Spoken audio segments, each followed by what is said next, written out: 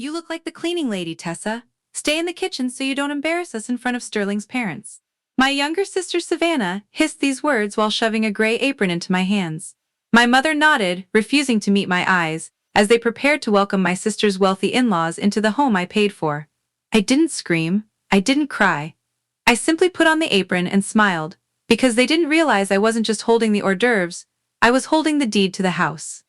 Before I tell you how I watched their golden world crumble, please like and subscribe, but only if you believe a sister's sacrifice should never be treated as a floor mat. I always want to know where these stories are reaching people, so tell me where you're watching from and what time it is there. Now, let me take you back to the beginning. 10 years ago, my father stood in the middle of our living room with his head in his hands. The air in the house felt heavy, like the atmosphere before a massive storm. He had made a series of bad investments, and the bank was 3 weeks away from foreclosing on our family home. My mother was weeping in the corner, and Savannah, who was only 12 at the time, was crying because she might have to change schools and leave her friends. I was 22. I had just graduated with a degree in accounting and had a promising job offer at a firm in the city. I had a small inheritance from my grandmother and 4 years of disciplined savings. It was supposed to be my ticket out, my foundation for a life of my own.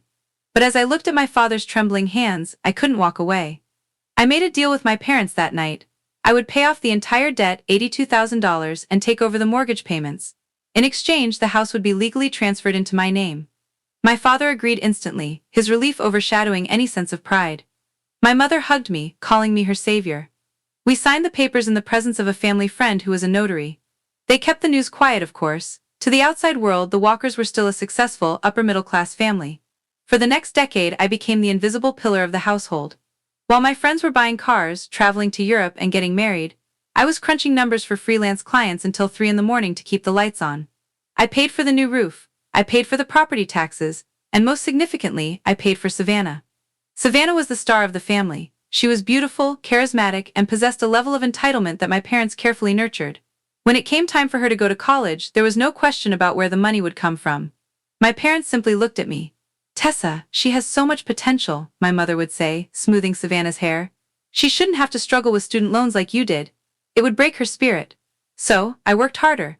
I took on more clients. I watched my bank account drain every semester so Savannah could attend a prestigious private university 3 states away. I bought her the designer clothes she said she needed to fit in. I paid for her spring break trips because networking is important. When she graduated and moved back home, she didn't look for a job. Instead, she spent her days at the local country club, which I also paid for, looking for a husband who could maintain the lifestyle I had accidentally taught her to expect. That was where she met Sterling Grayson. The Graysons were old money. They owned half the commercial real estate in the county and moved in circles that the Walkers could only dream of. When Sterling proposed to Savannah with a 2-carat diamond ring, my parents acted as if they had won the lottery. Suddenly, I wasn't just the invisible pillar anymore, I was an eyesore. "Tessa, could you maybe stay in your room while Sterling is over?" Savannah asked one afternoon, her nose wrinkled in distaste. "You always smell like coffee and old paper." It a bit depressing. My parents didn't defend me. They were too busy planning a wedding they couldn't afford, using credit cards they expected me to pay off. They began to treat me like a tenant they couldn't wait to evict. They forgot that the floor they walked on, the walls that shielded them, and the very food on their plates were all provided by the daughter they now looked down upon. I stayed quiet. I continued my work. But I started keeping a private ledger. Every cent I had spent on Savannah education, her clothes, her club memberships, and the interest on the debt I had cleared, I recorded it all. I wasn't looking for repayment. I was looking for the exact moment when my debt to my family was finally settled. One evening, a month before the engagement party, I came home to find my mother and Savannah in the kitchen. They were looking at guest lists and floral arrangements. "We need to talk about the party, Tessa," my mother said, her voice tight. "The Graysons are very traditional. They expect a certain level of presentation. And," I asked, setting my laptop bag down. "And," Savannah chimed in, "we've told them you're the house manager. Not my sister, it just makes more sense given how much time you spend doing the bills and the cleaning. It explains why you're always around but never really part of things." The room went silent. I felt a cold, sharp clarity wash over me. It wasn't anger. It was the sound of a final bridge burning. "A house manager," I repeated slowly. "Just for the night," my mother added quickly. "We'll get you a nice uniform, something professional. You can help the catering staff. It will save us so much money on extra servers." I looked at my mother. I looked at the daughter she had raised to be a predator. I realized then that they didn't just want my money, they wanted my dignity. They wanted to erase the fact that I was the only reason they weren't living in a 2-bedroom apartment on the edge of town. "I understand," I said. My voice was as calm as a frozen lake. You do? Savannah looked surprised, then relieved. Oh, thank God. I knew you'd be a team player, Tessa. It for the family after all. Yes, I replied, a small smile touching my lips. It all for the family. That night I didn't go to sleep. I went to my office and opened the small safe in the floorboard. I pulled out the original deed to the house, the notary statement, and the ironclad agreement my father had signed 10 years ago. Then, I printed out a final invoice. The weeks leading up to the engagement party felt like a slow-motion countdown. My mother and Savannah moved through the house like royalty, rearranging furniture I had bought and ordering expensive silk drapes on a credit card that was linked to my primary business account. They didn't ask, they simply took, confident that I would silently balance the ledger as I had done for a decade. Tessa, we need the silver polished by Friday, my mother called out from the dining room one morning. She didn't look up from her guest list and make sure the caterers use the side entrance. We don't want the driveway blocked when the Graysons arrive in their town car. I stood in the hallway, clutching my morning coffee. The silver is in the safe, Mother. I'll get it out when I have a moment between my client calls. Just get it done, she snapped. This is Savannah's big night. Her entire future depends on this impression. Try to look tidy at least. I went back to my office and locked the door. I wasn't polishing silver. I was finishing a forensic audit of the family finances from the last 3 years. What I found was even worse than I had suspected. My father hadn't just stopped making bad investments, he had started borrowing from the property tax escrow account I managed. He had gambled away nearly $15,000 of the money I had set aside for the house maintenance, hoping for a quick win to buy Savannah a more expensive wedding gift. He thought I wouldn't notice. He thought I was just a girl who liked spreadsheets. He didn't realize that to an accountant, numbers are a language, and his were screaming betrayal. A few days later I found Savannah in my room. She was going through my closet, tossing my modest work dresses onto the floor with a look of pure disgust. What are you doing, Savannah? I asked, my voice flat. She didn't even flinch. I'm looking for something you can wear that doesn't make you look like a librarian from the 1980s. Sterling mother is very observant. If she sees you looking like this, she'll start asking questions about why my house manager looks so haggard. Get out of my room, I said. It was the first time I had raised my voice in years. It wasn't loud, but it was sharp enough to make her stop. She straightened up, her eyes narrowing. Don't you dare use that tone with me. You're lucky we're even letting you stay here after I get married. Sterling wants to turn your office into a humidor for his cigar collection. Mom and Dad already agreed. You'll have to find somewhere else to live by October. The betrayal was complete. My parents had promised my own home, the house I had saved from the brink of ruin, to a man who hadn't even spent a night under its roof. They were selling me out for a son-in-law with a prestigious last name. I see, I replied, my heart turning into a block of ice. And where am I supposed to go? Savannah shrugged, checking her reflection in my vanity mirror. I don't know, Tessa. You're so good with money, right? Go buy a little condo or something. Just don't ruin this for me. This is my chance to finally be someone. She walked out, leaving my clothes scattered on the floor. I didn't pick them up. I sat on the edge of my bed and looked at the brass key I kept on my bedside table. My mother always told me it was for the old storage trunk in the basement. She had given it to me when I was 22, a symbolic gesture of trust after I paid off the first debt. I knew better now. I had discovered months ago that this key fit a private safety deposit box at the local bank, one registered in my father's name but funded by the emergency household account I replenished every month. The next morning, I drove to the bank. When the vault attendant opened the box, I didn't find family heirlooms. I found a second set of books. My father had been keeping track of every dollar I gave them, but he wasn't recording it as a gift or a loan. He was recording it as rent. He had been creating a paper trail to make it look like I was merely a tenant, preparing for the day they would eventually try to strip my name from the deed. They weren't just ungrateful, they were predatory. I took photos of every page. I also found something else. A signed letter of intent to sell the house to a development firm owned by the Graysons, dated 2 weeks after Savannah's wedding. My parents were planning to sell my house and move into a luxury guest suite on the Grayson estate, leaving me with nothing but my laptop and my gray apron. As I walked out of the bank, the sun felt blinding. I felt a strange sense of freedom. For 10 years I had been a daughter, a provider, a protector. Now, I was just a woman with a mountain of evidence and a very clear mission. I went to a local print shop and made 20 high-quality copies of the deed, the audit, and the rent ledgers. I put them into elegant ivory envelopes, the same ones Savannah was using for her seating cards. The night before the party, the house was a whirlwind of activity. Florists were draping white roses over the staircase. The smell of expensive catering began to fill the air. My mother was vibrating with nervous energy, snapping at the hired help. Tessa, did you finish the place cards? She demanded, passing me in the hall. They're all ready, Mother, I said, patting the stack of ivory envelopes in my hand. I've even included some special background information for the guests. I want everyone to understand exactly who the Walkers are. Good girl, she said, not even listening. She patted my cheek absently. You're a lifesaver, really.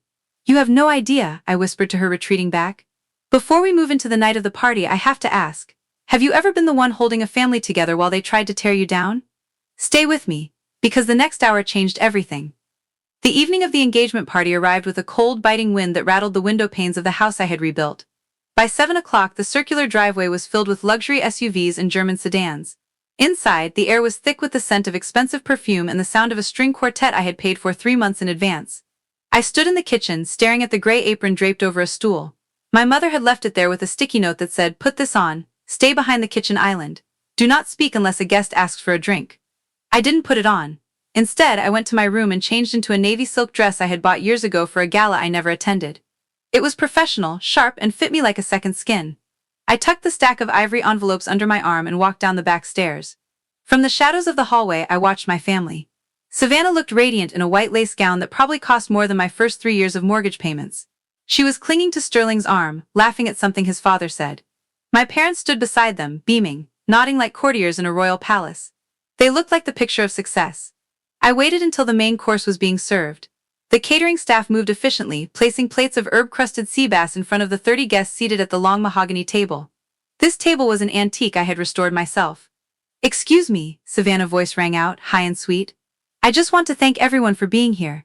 This house has been in the Walker family for generations, and it means so much to celebrate our union under this roof." My father raised his glass. "To the Graysons and the Walkers. May our families grow even closer." That was my cue.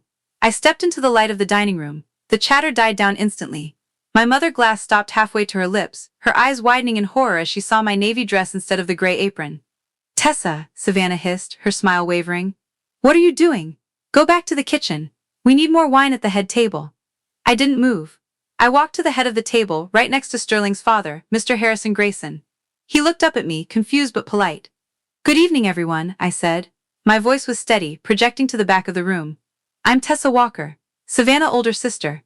And since my family is so fond of talking about generations and tradition, I thought I would provide some historical context for this beautiful home." "Tessa, stop this right now," my father growled, half rising from his chair. "You're embarrassing yourself."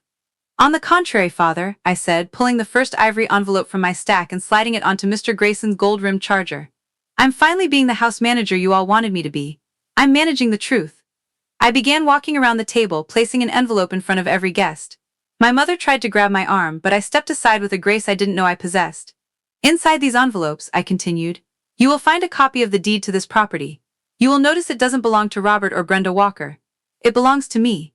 It has belonged to me for 10 years, ever since I paid off $82,000 of my father's gambling debts to keep us from sleeping on the street." A collective gasp rippled through the room. Sterling looked at Savannah, his brow furrowed. Savannah's face was turning a blotchy, panicked red. "That not true," she screamed. "She lying. She just jealous because she a lonely bookkeeper and I'm marrying into the Grayson family." "Check the second page, Savannah," I said calmly. "That the forensic audit. It shows exactly how much of your tuition and designer wardrobe came out of my personal retirement savings. And for the Graysons, please look at the final document. It's a letter of intent my parents signed to sell you a house they don't even own." Mr. Grayson opened the envelope. He spent 30 seconds reading the deed, his face hardening into a mask of professional coldness. He was a man who respected two things, wealth and the law. He could see that my family had neither. "Robert," Mr. Grayson said, his voice like a gavel striking wood, "is this document authentic?" My father slumped back into his chair. He looked old, he looked small, he didn't say a word. "It's a family matter," my mother cried out, reaching for Sterling's hand. "Tessa is just being difficult. She always been the quiet one, the one who didn't fit in. We were going to pay her back." "With what, mother?" I asked. "With the money you were going to get from selling my house out from under me? Or with the rent you've been pretending I pay so you could claim I was just a tenant?" I turned to Sterling.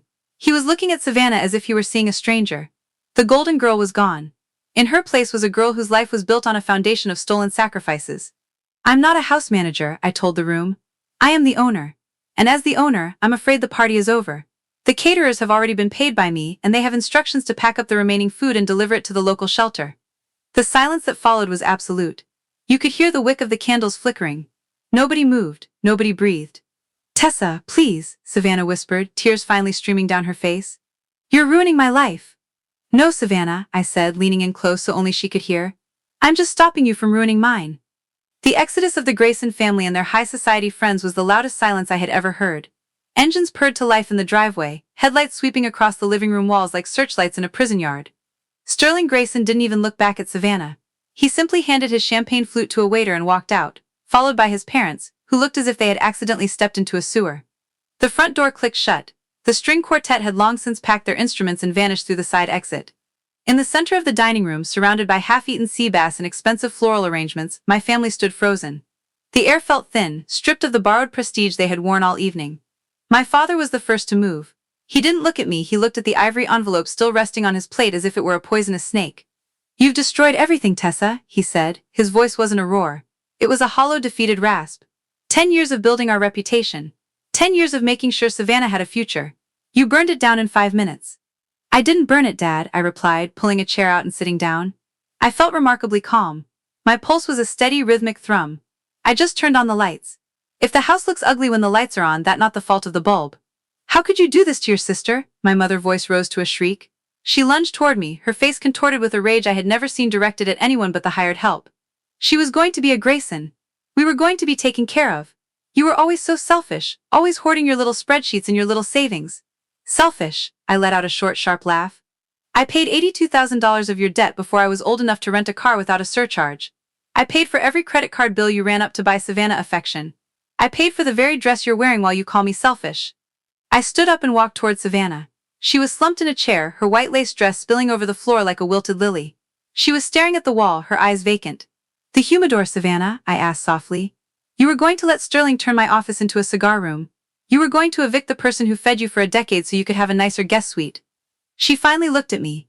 There was no remorse in her eyes, only the cold, hard resentment of a predator who had lost its prey. "You were always the boring one, Tessa. The reliable one. You were supposed to stay in the background. That was your job. You don't even know what to do with a life like this. You just want to count your pennies and feel superior." "I don't feel superior, Savannah. I feel finished." I reached into my pocket and pulled out 3 sets of documents. I laid them on the table with deliberate precision. "Here's how this is going to go," I said. "There will be no more credit cards. I have already frozen the secondary accounts. There will be no more loans from the escrow. I have changed the banking passwords and moved the funds to a private trust." My father looked up, his eyes narrowing. "You can't just cut us off. We're your parents, and I am your landlord," I countered. "As of 8 o'clock tonight, I am exercising the clause in the original transfer agreement. The one that says if the property taxes are neglected or if there is an unauthorized attempt to sell the asset, the residency rights of the secondary parties are terminated." The room went deathly quiet. Even the hum of the refrigerator seemed to stop. "Are you kicking us out?" my mother whispered, her hand going to her throat. "I'm giving you 30 days, I said. 30 days to find an apartment that fits your actual income. Which, as far as I can tell, is just Dad's social security and whatever you can get for the jewelry I bought you over the years." "Tessa, please," my father started, his voice cracking. "We have nowhere to go. We have no savings." "You had 10 years of me paying every bill," I reminded him. "You had 10 years to save. Instead, you spent it on country club memberships and trying to buy a lifestyle you didn't earn. You gambled with my home, Dad. You tried to sell it to the Graysons behind my back." I turned to Savannah. "And you? You're young. You're smart. You have a degree that I paid for. I suggest you start looking for a job. I hear the local library is looking for someone to manage their archives. It's quiet work. Very boring, as you'd say." Savannah stood up, her jaw tightening. "You think you've won? You're going to be all alone in this big empty house. Nobody's going to love you for your bank account, Tessa. You're just a cold, bitter woman with a stack of papers." "I'd rather be alone in a house I own than surrounded by people who only love me for what they can take from me," I said. I walked to the front door and opened it wide. The night air rushed in, smelling of rain and wet pavement. It felt wonderful. "The catering staff will be back in the morning to finish the cleanup," I said, looking at my family. "I'll be staying at a hotel tonight. When I come back tomorrow at noon, I expect to see a for rent sign in the yard for the upstairs rooms, and I expect to see you 3 packing." "Tessa," my mother cried, but I didn't stop. I walked out to my car. I didn't look back at the glowing windows or the white roses draped over the porch. For the first time in 10 years, my shoulders didn't feel like they were supporting the weight of the roof. I sat in the driver's seat and took a deep breath. I wasn't a savior anymore. I wasn't a house manager. I wasn't the invisible pillar. I was just Tessa Walker. And for the first time in my life, that was enough. The 30 days that followed were the quietest of my life. There were no more explosive arguments, no more pleading phone calls, and no more demands for silver polishing or dress fittings.